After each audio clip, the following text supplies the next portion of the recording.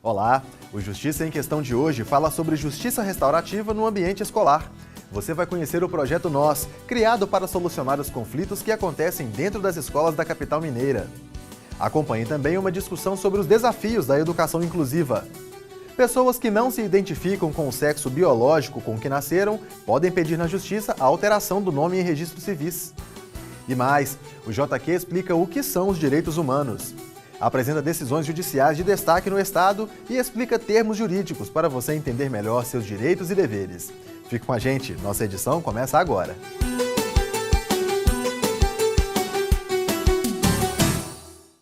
O acesso à educação é um direito de todo cidadão. E para que o processo de aprendizagem seja cada vez mais inclusivo, é necessário o envolvimento de todos os participantes do sistema educacional. Veja.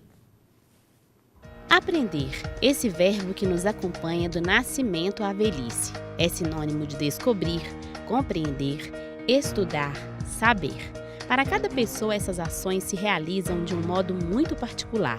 Alunos que possuem um desenvolvimento neurológico atípico, a chamada neurodiversidade, que inclui do espectro do autismo a outras síndromes, podem apresentar dificuldade de aprendizagem. Então, a dificuldade de aprendizagem é o comportamento que expressa qualquer obstáculo que a criança ou adolescente tem de acessar aquilo que a escola visa ensinar-lhe.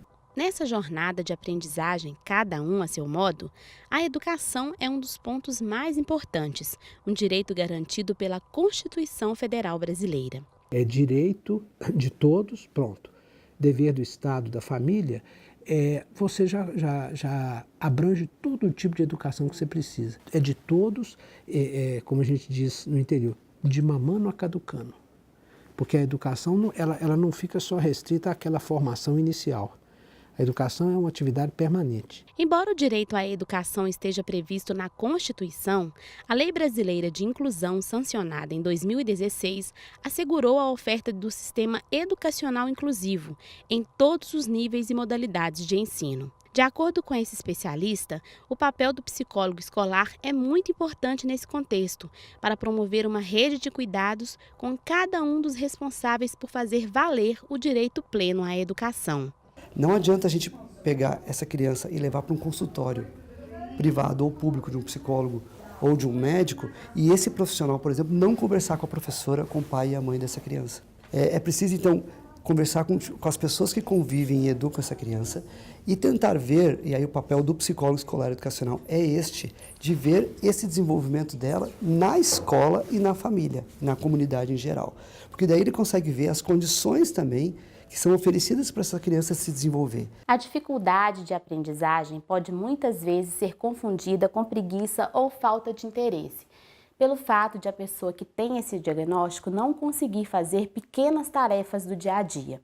Uma das principais dificuldades é ter que conviver com rótulos que podem dificultar o desenvolvimento e acentuar o preconceito.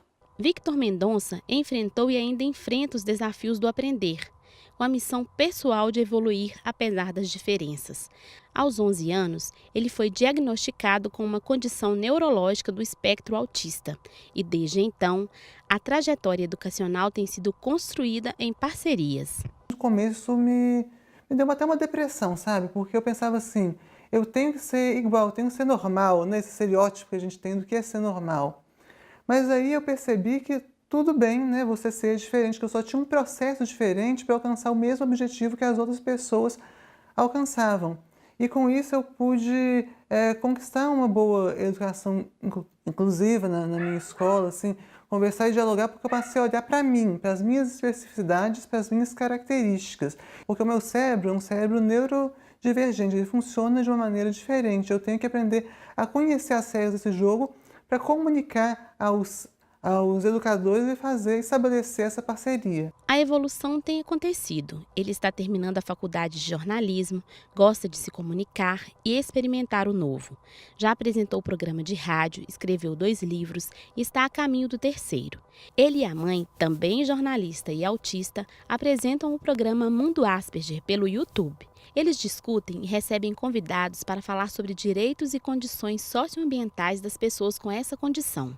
Mesmo com as evoluções e com o direito garantido por lei, a mãe sempre buscou, junto com Victor, com os professores e com a instituição de ensino, adaptações que garantissem o desenvolvimento do filho. Porque a escola, ela entendendo como que aquele autista comporta, e o autista é diferente um do outro. Não adianta você falar assim, trilhei o caminho com esse autista, agora eu sou fera, sou uma escola inclusiva fera com todos. Não, o processo é um dia de cada vez e cada um é cada um. Agora, não adianta um ser humano com todo o conhecimento técnico, cumprindo a lei à risca, se ele não tem essa noção do humanismo, da beleza e da preciosidade que é cada vida.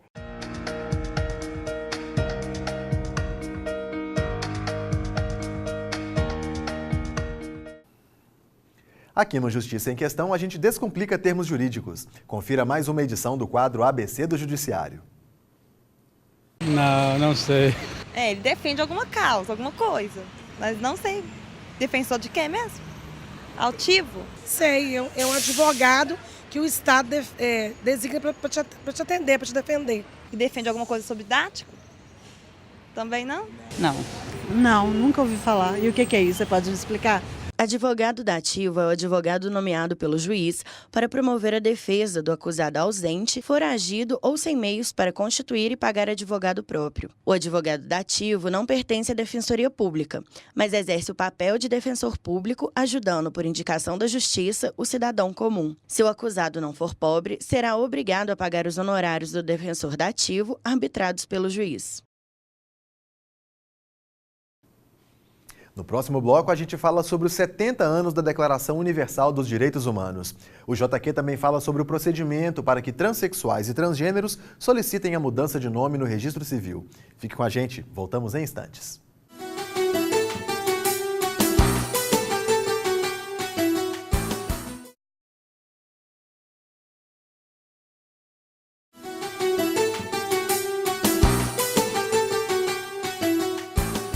Estamos de volta com Justiça em Questão, um programa do Tribunal de Justiça de Minas Gerais. A Declaração Universal dos Direitos Humanos completa 70 anos em 2018. Desde a sua adoção em 1948, o documento foi traduzido em mais de 500 idiomas. Apesar disso, esses direitos ainda não são efetivamente assegurados. Mas afinal, o que são os direitos humanos? Cláudia, é importante a gente começar explicando o que são de fato os direitos humanos. Direitos humanos são aqueles direitos essenciais ao ser humano, aqueles natos, como, por exemplo, a dignidade que todo ser humano merece ter, a liberdade, a igualdade. Temos alguns exemplos para ficar mais claro para o ouvinte, como, por exemplo, o direito à água, à moradia, o direito de ir e vir. E como que esses direitos de fato são assegurados? Desde 1948, que nós temos a Declaração dos Direitos do Homem, da Humanidade. A partir daí, os países passaram a constar de suas legislações os direitos humanos positivados. No Brasil, a Constituição, em 1988, trouxe o artigo 3º, e que nele traça a dignidade como sendo o principal mote de toda a nossa legislação. E quais são as iniciativas e os órgãos que atuam na defesa desses direitos?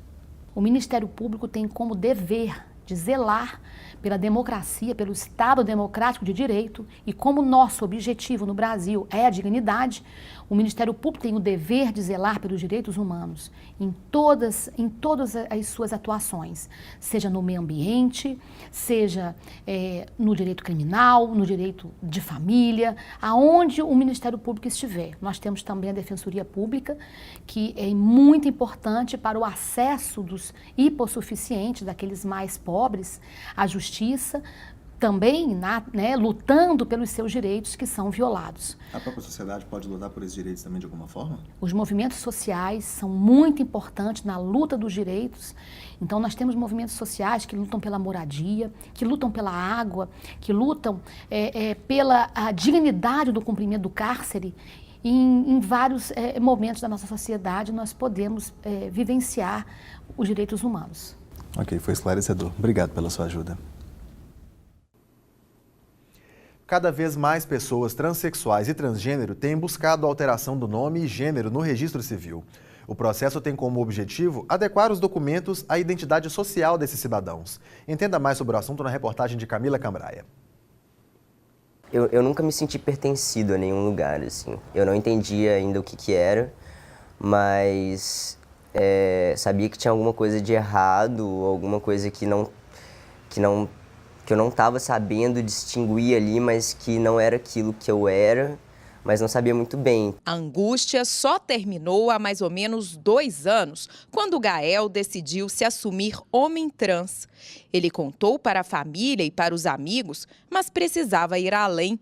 O estudante buscou a ajuda de profissionais e começou o tratamento hormonal. E aí depois disso eu fiz a mastectomia e passei por todas essas questões burocráticas também, né? Porque tive que correr muito atrás para conseguir tudo e fazer esse acompanhamento com o endocrinologista, fazendo exames sempre e tendo que ir lá. Apesar de tantas mudanças, a transformação ainda não está completa.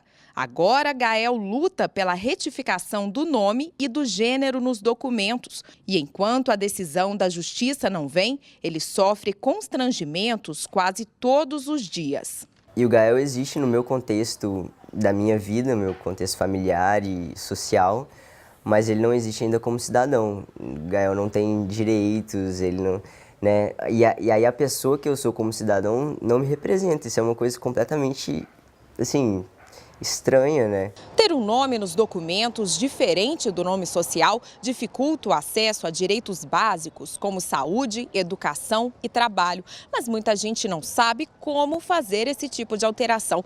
Para tentar ajudar a população nessas ações, a Defensoria Pública fez um mutirão. A procura foi tanta que as inscrições precisaram ser encerradas antes do prazo. Como o nome de registro traz muita aflição, muito conflito, elas têm verdadeiro pânico de ambiente social, né, de ambiente público, onde ela possa ser chamada em público pelo nome de registro. Então isso acaba virando barreira para acesso de direitos básicos. Por exemplo, elas não vão aos postos de saúde com medo de ser chamado pelo nome de registro, ou seja, ter o seu direito de saúde cerceado. Infelizmente, não conseguem finalizar os estudos por questões de preconceitos no ambiente escolar, tem dificuldade de acesso de trabalho, ou seja, a questão do nome é um dos fatores relevantes para que essa população seja bastante marginalizada na nossa sociedade. Quem participou do mutirão teve acesso a todos os serviços necessários para a abertura do processo de retificação do nome. Então a gente está produzindo as certidões que são necessárias, certidões judiciais, certidões de protesto, mas principalmente o relatório psicológico, né, que é um documento complexo e que demanda um certo tempo. Assim que ficou sabendo do mutirão, Ellen se inscreveu. Ela conta que começou a transição de gênero há 11 anos e espera que o nome nos documentos abra novas portas. Eu posso tirar minha carteira, eu posso estudar em qualquer local, eu posso correr atrás da minha vida, coisa que o nome por ser trans, a gente dá uma bloqueada em muita coisa, a gente se fecha muito para algumas vagas, porque a gente já tem um medo do preconceito. O desembargador do Tribunal Mineiro, Marcelo Rodrigues, explica que além de solicitar a alteração do nome, também é possível pedir a troca de gênero nos documentos. O indivíduo ele deve constituir o advogado, se não puder pagar o advogado particular, se socorrer dos serviços da Defensoria Pública, ingressar com uma ação judicial, que seria uma ação, tecnicamente falando, de alteração do assento de nascimento. Alterar o que no assento de nascimento? O prenome e o gênero. De acordo com o magistrado, embora ainda não exista legislação específica sobre o tema, o judiciário tem avançado na discussão. Eu acho que é um avanço em relação ao princípio da dignidade da pessoa humana, é um princípio constitucional. O indivíduo, no decorrer de sua vivência, ele se descobre em uma desconformidade absoluta em relação ao seu gênero biológico, ao seu sexo jurídico. E é preciso, sim, que o judiciário, com atenção e cautela, ele se debruce sobre esses dramas pessoais de maneira a apaziguar esses conflitos.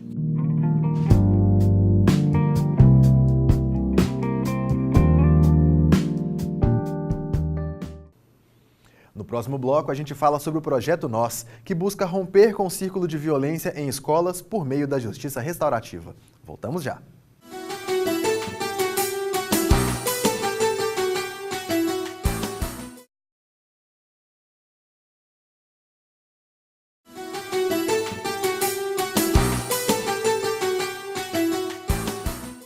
Você está assistindo ao Justiça em Questão. A gente apresenta agora as decisões que ganharam destaque no Judiciário de Minas Gerais. Confira.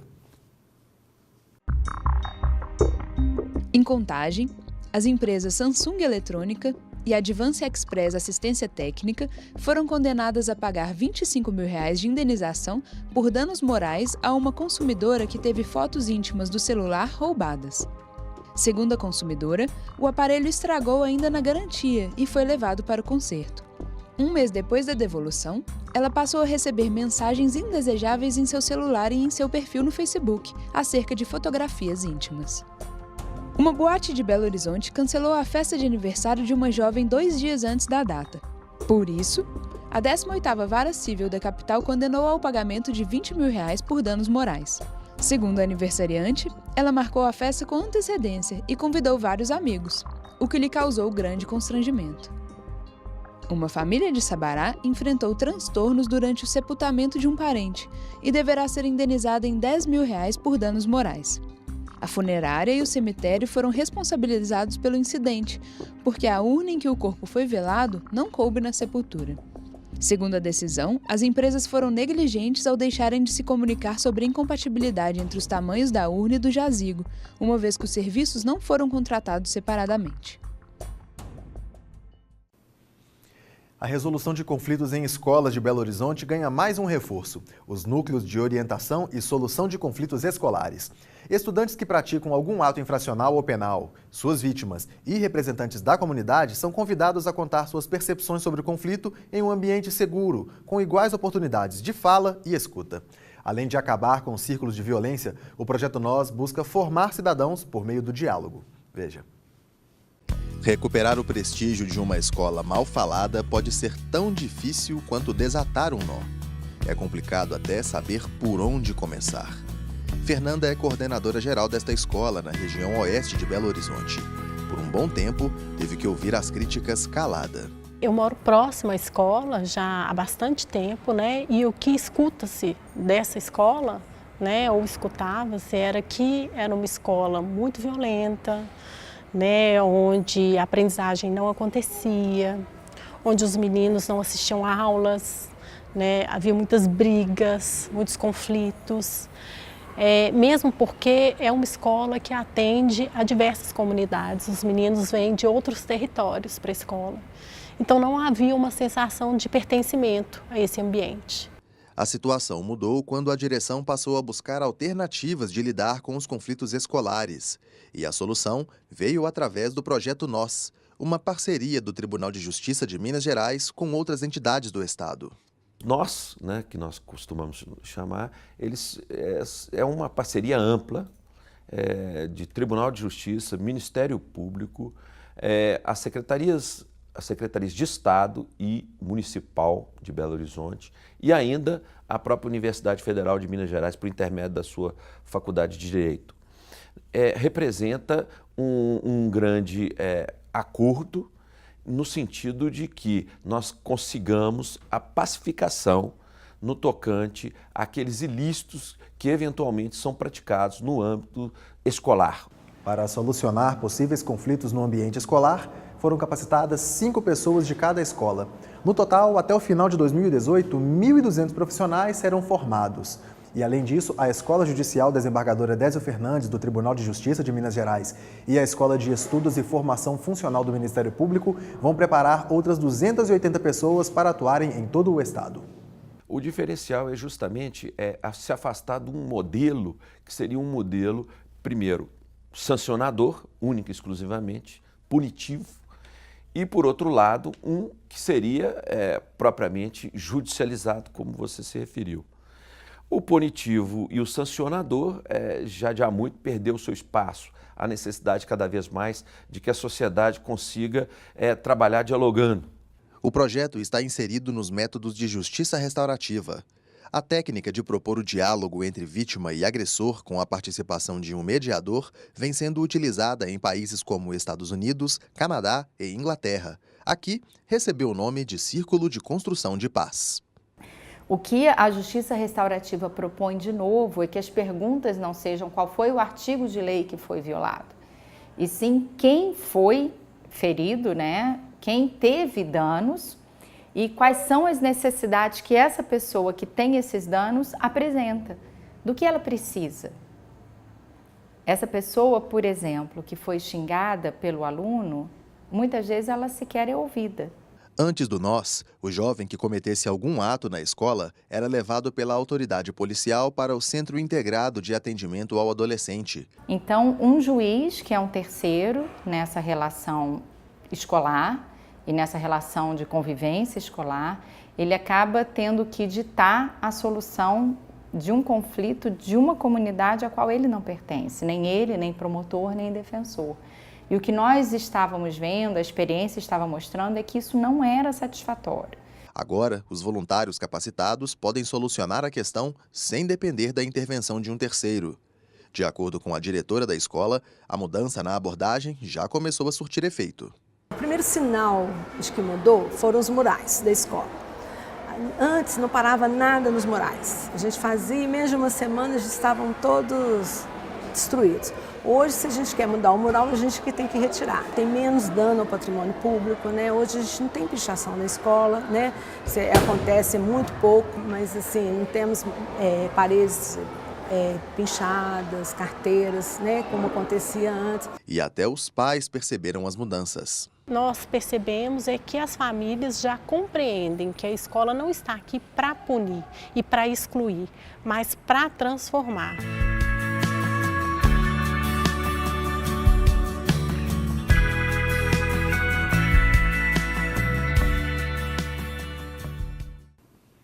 O Justiça em Questão também está na internet. O conteúdo desta e de outras edições pode ser acessado no portal do Tribunal de Justiça. Clique na área Imprensa e depois em Justiça em Questão ou veja as edições pelo canal do JQ no YouTube. Comente, proponha temas, participe do nosso programa. Envie um e-mail para justiçaemquestão@tjmg.jus.br. Um grande abraço e até a próxima edição.